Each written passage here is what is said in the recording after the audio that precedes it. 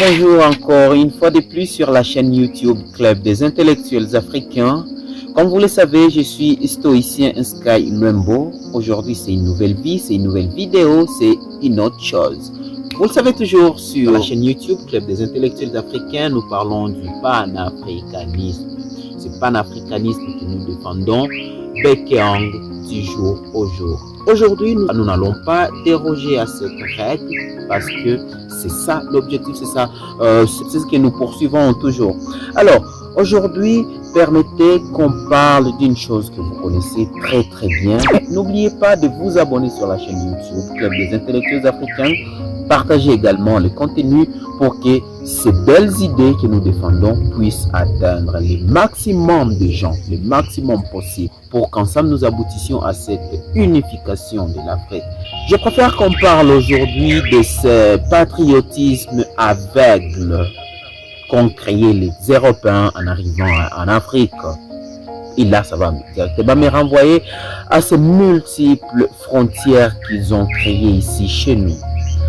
Arrivant en Afrique, ils ont créé le Rwanda, ils ont créé le Burundi, ils ont créé l'Afrique du Sud, ils ont créé le Ghana, ils ont créé l'Égypte, ils ont créé tous les États bidons qui existent en Afrique aujourd'hui. Mais dans l'entretemps, si on compare avec eux, chez eux, ils étaient comme nous. Bon, il y a Belgique, il y a France, tous ces États, mais ils ont compris avec le temps que ça devrait changer. Ils se sont mis ensemble pour créer l'Union européenne en gardant bien sûr une partie de leur souveraineté. J'éclaircis mon idée. En créant ce genre de patriotisme aveugle, en nous divisant pendant qu'au départ nous étions un même peuple, ils ont créé en nous les sentiments de haine envers l'autre. Quand un Congolais voit un Ougandais, il se dit directement qu'il n'est pas son frère. Et pourtant, ce sont les mêmes. Parce que si nous voyons l'histoire, je rentre un peu à l'ouest de la République démocratique du Congo, le royaume Congo, un royaume qui touchait le Congo-Brazzaville actuel, qui touchait la République démocratique du Congo actuelle et qui touchait l'Angola actuel. C'est cette partie qui formait le royaume Congo. Mais aujourd'hui, le même royaume était divisé en trois. Donc, le royaume se retrouve actuellement dans trois pays. La RDC, le Congo-Brazzaville et l'Angola. Les Bas-Congo, qui sont en République démocratique du Congo aujourd'hui, c'est vrai, ils sont liés par la consanguinité avec ces gens de l'Angola, mais il y a déjà cette barrière, cette limite. Quand c'est le Congo, la République démocratique du Congo qui se bat contre l'Angola, ces mêmes Bas-Congo se battront entre eux.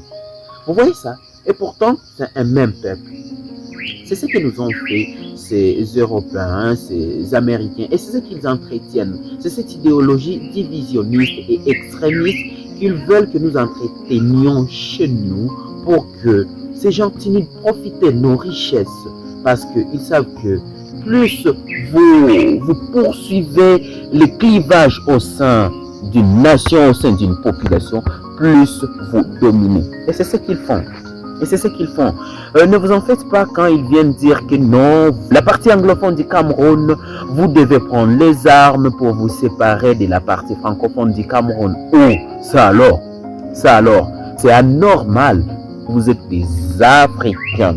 Donc nous sommes un même peuple. La meilleure option, la meilleure tactique, la meilleure façon de voir les choses serait de se mettre ensemble, tous les Africains, et former un État. Je ne cesserai jamais d'y revenir. Vous voyez les États-Unis d'Amérique aujourd'hui, au départ c'était 13 États britanniques qui étaient à l'Est, mais parce qu'ils ont compris que quand on est ensemble, quand on est unis, on est fort, ils se sont mis ensemble. Ils ont formé un État. Aujourd'hui, les États-Unis sont constitués par une cinquantaine d'États. Et leur diversité, l'ensemble de tous ces États, c'est leur force.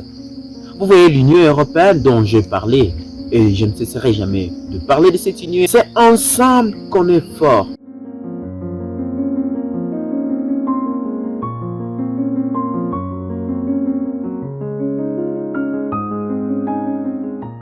Avec la fin de la guerre froide, en 1989, il y a eu l'éclatement de l'Union soviétique.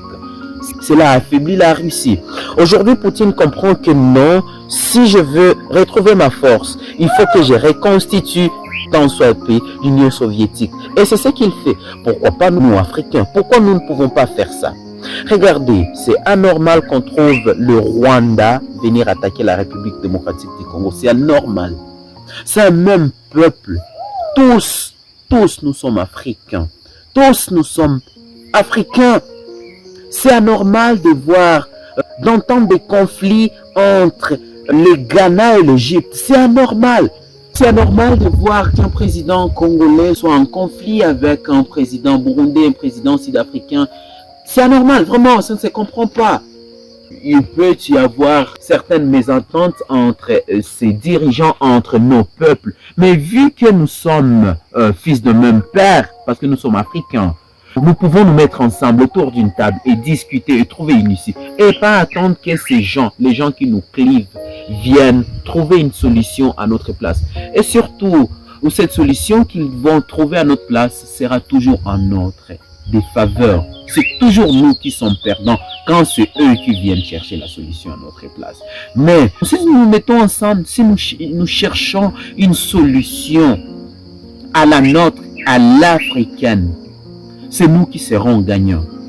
Rien n'est impossible. Ça veut dire que les Congolais prennent les Rwandais comme leurs frères, que les Rwandais prennent les Congolais comme leurs frères, que les Tanzaniens prennent les Kenyans comme leurs frères, que tout le monde, chaque Africain, partout où il se trouve, voit l'autre, peu importe son origine, peu importe sa langue, peu importe l'idéologie. Nous sommes tous frères et nous devons nous serrer les coudes pour arriver à quelque chose. Si on veut être fort, on doit s'unir. Plus on est ensemble, plus on est fort. Ça sera tout pour cette vidéo. Merci beaucoup. Vous êtes nombreux, vous nous suivez un peu partout. N'oubliez pas de vous abonner sur la chaîne YouTube Club des Intellectuels Africains. Ça nous fera vraiment plaisir. Nous serons les plus heureux du monde de savoir que l'Afrique évolue. Nous serons contents de remarquer que l'Afrique est devenue une et indivisible, une Afrique pour un développement qui profite à tout le monde. Et là, je dois vous dire bye bye et à la prochaine.